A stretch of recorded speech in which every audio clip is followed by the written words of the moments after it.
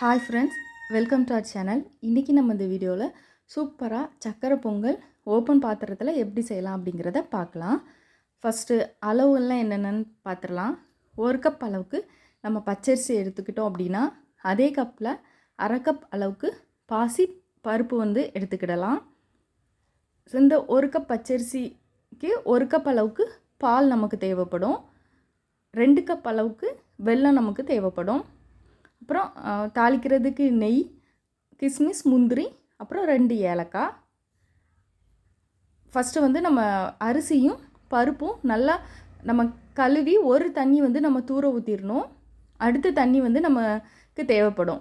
அதை 1 கப் அளவுக்கு நம்ம எடுத்து வச்சுக்கணும். அந்த பாலும் அந்த அரிசி களைஞ்ச தண்ணியும் சேர்த்து தான் நமக்கு நல்லா பொங்கி வரும். ஸோ இந்த கப்பில் 1 கப் அளவுக்கு இதை நல்லா ஃபஸ்ட்டு தண்ணியை தூர ஊற்றிட்டு 2வது தண்ணியில் மட்டும் எடுத்து வச்சுக்கலாம்.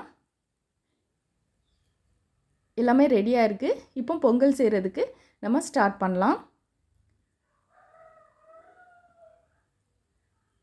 பாத்திரத்தில் ஃபஸ்ட்டு 1 கப் அளவுக்கு பால் சேர்த்துக்கலாம். இது காய்க்காத பால் தான். நெக்ஸ்ட்டு நம்ம அரிசி களைஞ்ச தண்ணி 1 கப் எடுத்து வச்சுருக்கோம்ல, அதையும் இதனோடய சேர்த்துடலாம்.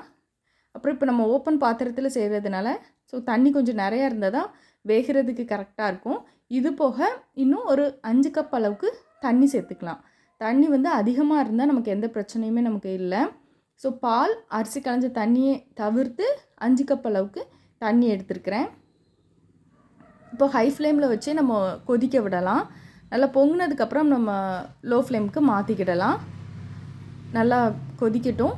இப்போ நல்லா பொங்கி வர ஸ்டேஜ் ஹை ஃப்ளேமில் தான் இருக்குது.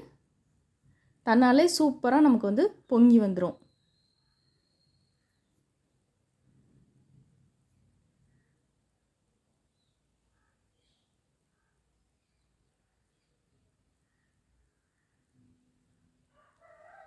சூப்பராக நமக்கு பொங்கிச்சு. இனி லோ ஃப்ளேமில் வச்சுட்டு நம்ம அரிசியெல்லாம் உள்ளே சேர்த்துற வேண்டியதுதான்.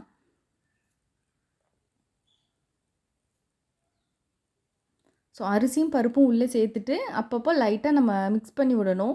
கீழே அடி பிடிச்சிடக்கூடாது.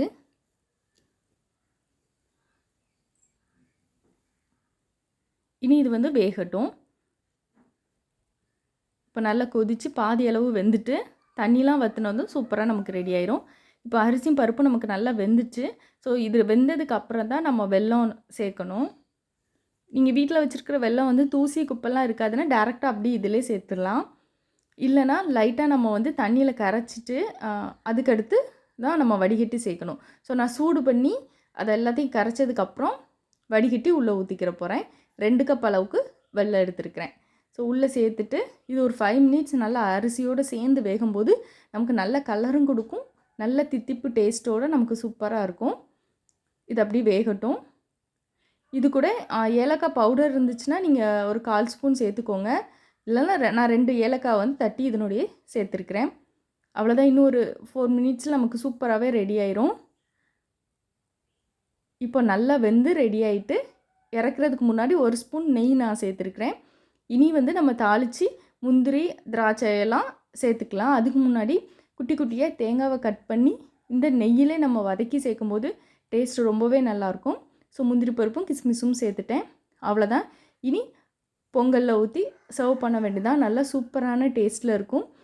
டேஸ்ட் ரொம்பவே நல்லாயிருக்கும். ஓப்பன் பாத்திரத்தில் செய்கிறது குக்கரில் செய்கிறதோட அருமையாக இருக்கும். நீங்களும் இந்த பொங்கலுக்கு உங்கள் வீட்டில் ட்ரை பண்ணி பாருங்கள். ரொம்பவே சூப்பராக இருக்கும். தேங்க்ஸ் ஃபார் வாட்சிங்.